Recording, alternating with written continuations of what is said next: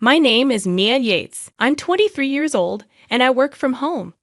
I have an older brother who's 5 years older than me, and he's currently engaged to Natalie, who's 26. Natalie's quite different from me. She's outgoing and easily makes friends, while I'm not so great at socializing. Natalie's become close to our parents and often visits us without giving a heads up. Today was no exception. When she arrived, my mom welcomed her warmly. Natalie walked in, greeted my mom, and then noticed me with a puzzled expression. "You're still at home, Maya," she said without even saying hello. "I'm working from home," I replied. "Enough with that. You need to get a job," she retorted. I couldn't argue, so I just went back to my workspace. My room is like my sanctuary. It's soundproof, and I designed it myself, paying for all the modifications. I keep it locked, not letting anyone in. To enter, you have to unlock the soundproof door and then open another door inside. Feeling frustrated, I vented in my room, shouting until I felt better. Around lunchtime, the light bulb in my room blinked, signaling it's time to eat. I headed to the living room where lunch was ready. My mom suggested we eat together, so I sat down, but Natalie looked displeased. "You get hungry even though you don't work. Ever think about helping out?" she said, calling me a parasite. I stayed quiet, listening to her complaints. When my parents started eating, I joined in. Natalie wasn't happy that my parents didn't scold me for not working. "You two are too lenient with Mina. I can't marry into a family like this," she said angrily. My parents reassured her, but she kept expressing her concerns, assuming I'd always depend on others. Feeling hurt, I stopped eating and kept my head down. My mom tried to reassure Natalie, saying I do work, but Natalie seemed unconvinced. Natalie wouldn't let up. She looked at me, noting my appearance with my hair braided, thick glasses, and always wearing sweats. She couldn't believe I was actually working, looking like that.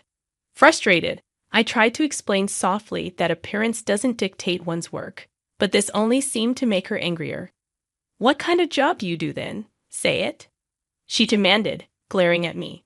I was too scared to respond. It was my mother who stepped in, saying that only our family knows about my job, and we couldn't discuss it right then. Hearing this, Natalie stood up and stormed off, questioning if she even belonged in our family. I felt bad for causing a scene, but my father reassured me not to worry and encouraged me to do what I love. Feeling relieved, I continued with dinner. Over the meal, I suggested that after my brother's wedding, I would tell Natalie about my job. My parents seemed to agree that it might be a good idea. After lunch, I got back to work. In the evening, I went grocery shopping with my mom while my dad tended to the garden. When we returned, we found Natalie in tears with my father comforting her. Concerned, my mom asked Natalie what was wrong. She couldn't speak, just sobbed harder. Seeing my father's troubled expression, I asked him what happened. He heard a loud noise from inside the house while he was in the garden and rushed to investigate. He pointed to a crowbar and hammer on the table. I instantly realized it was my room and ran towards it. The door was badly damaged, as if someone had tried to force it open. I was frozen with shock and fear. My father contacted my brother, who lived in a company dorm, and he promised to rush over after work. I decided to stay in my room until he arrived, trying to calm down. Once settled, I called my company and got permission to inform Natalie about my job after her marriage to my brother. When the room light flickered, I assumed my brother had arrived. When I left my room, I was surprised to see him already at the door. Apologizing for startling me, he said he would replace the damaged door himself, but I insisted that Natalie should compensate for it. Taking my hand, my brother led me to the living room where Natalie and my parents were. He addressed Natalie, expressing his shock at her actions, and demanded she apologize properly and compensate for the door. Natalie tearfully apologized to my brother, but he made it clear that the apology was for me, not him. Despite me saying it was okay, my brother continued to glare at Natalie. She then turned to me, knelt down, and apologized. Accepting her apology, I decided to move past the incident. but I wanted to understand why she did it. When I asked, Natalie explained that she thought if I didn't have a place to hide, I would be forced to work. Her words troubled me, making me wonder if I should tell her about my job before the wedding. However, revealing the nature of my job would go against company policy, so I chose to keep quiet about it for the time being. The tense atmosphere between my brother and Natalie bothered me, so I decided to lighten the mood by bringing out 2 live concert tickets from my room and giving one to each of them. Natalie was thrilled when she saw the tickets were for an Ames concert and turned bright red with excitement.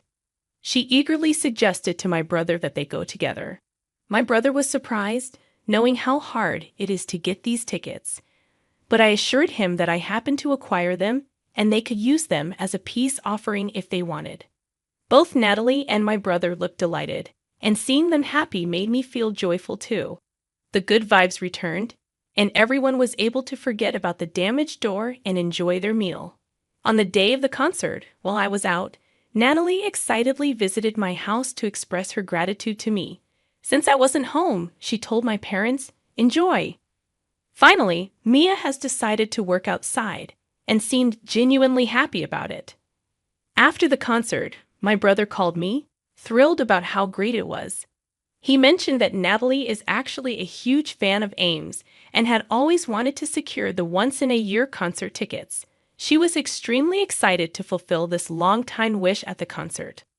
On the way home, Natalie seemed elated, describing the experience as adorable, beautiful, and praising the songs and lyrics. When I mentioned I was glad we made up, my brother told me the soundproof door we paid for as compensation cost $7,000, to which I casually responded that it sounded about right. He was surprised at the expense, but I explained that since it was a soundproof room, all the components were pricey, which astonished him even more.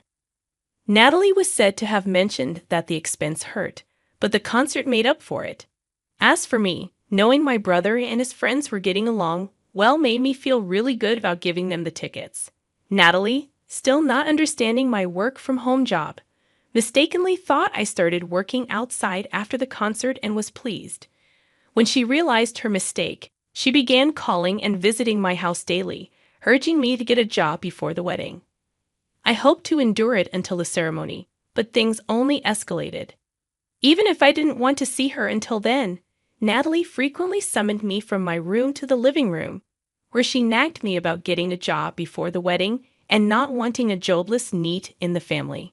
To distract her, I gave her merchandise like mascots and file cases I received from my previous company. Initially, she accepted her favorite AIM goods without question, but eventually, she started to wonder why I had so much AIM merchandise. Reluctantly, I told her a friend who works with AIM company gives them to me. Hearing this, she smiled and asked for more tickets next time. However, she continued to demand more merchandise and started causing trouble by insisting on being allowed into my room. I managed to stop her a few times, but I was worried she might break the door again. So I mustered up the courage to give her a stern warning, saying if she broke the door again, she would be the one paying for it this time. Natalie's face turned pale upon hearing this, making me wonder if she really was planning to do it again. All I could do was hope the wedding ceremony would be over soon so I could be free. Even then, until the wedding day, there was never a day when Natalie visited or the call light didn't flash. I lost count of how many times I shouted, "Enough already," in my room. I tried talking to my brother about it, but he seemed resigned, saying he'd told Natalie countless times that I was working. But she didn't seem to listen. I wished he'd get angry like when she broke my door, but he was busy with wedding preparations. Finally, the day before the wedding arrived, and it seemed our parents would spend the day together. So we had a fun night reminiscing and looking at old photo albums. I mentioned that when I get married, my brother would have his own family, so it would just be the 3 of us with our parents. On the day before the wedding, my brother assured me he'd spend the day alone with our parents, which I appreciated. In that calm moment, his phone rang, and it was Natalie calling. When he handed me the phone, she asked about a major announcement from AIM, but I wanted to enjoy my family time and didn't want to be bothered, so I brushed it off. My brother seemed to feel the same and turned off his phone. As our father reminded us to get up early, my brother bowed deeply and thanked our parents for taking care of him. Mom jokingly remarked that's what women do when they get married, which led to laughter, ending the night on a light note. Finally, the wedding day arrived. I informed my family that I'd be a little late in the morning, and they went ahead to the venue. When I arrived later, I went to the waiting room to congratulate Natalie. However, instead of the beautiful bride, I was met with a hostile demeanor. She accused me of ignoring her call about the AIM announcement and demanded to know why I hadn't gotten a job despite her repeated requests. She made it clear she didn't want people to think I was part of the family. When I tried to explain, she shut me down, insisting I leave. Feeling dejected, I retreated to a separate room reserved for me. There, I had my makeup and hair done by professionals and changed into the cocktail dress I'd bought for the wedding. Preparing for my brother's wedding, which I wouldn't be attending, was a bittersweet experience. Amidst the preparations, I received a call from my parents. I assured them that even though I wouldn't be physically present at the ceremony, I still intended to celebrate. As the wedding ceremony began without me, I decided to watch it on the venue's monitor to feel connected to the event. There was a moment when my brother looked around for me, and it nearly brought me to tears. However, I reminded myself that it was a day for celebration, not sorrow, and continued to watch and bless the occasion. After the entertainment segment, the female MC announced a special celebration video for the newlyweds. As the room darkened, a video started playing on the monitor. The image on the screen was of AIM, whom Natalie adored, delivering a congratulatory message. In a surprising twist, AIM revealed that she was actually me, Nia, congratulating my brother and Natalie on their marriage. Natalie looked stunned, and my brother seemed to realize the truth. I apologized for not disclosing my identity earlier and explained that I was leaving for overseas work, likely never to see them again. I urged Natalie to pretend we weren't family, ending my message with well wishes for their happiness. As the lights came back on, all eyes were on Natalie, who looked visibly shaken. Later, my brother informed me that after we left, Natalie broke down crying, regretting her actions. Apparently, she was now known as the bride who wasn't considered family by AIM, and my speech had gone viral on social media. I heard she couldn't even face her neighbors anymore due to the embarrassment.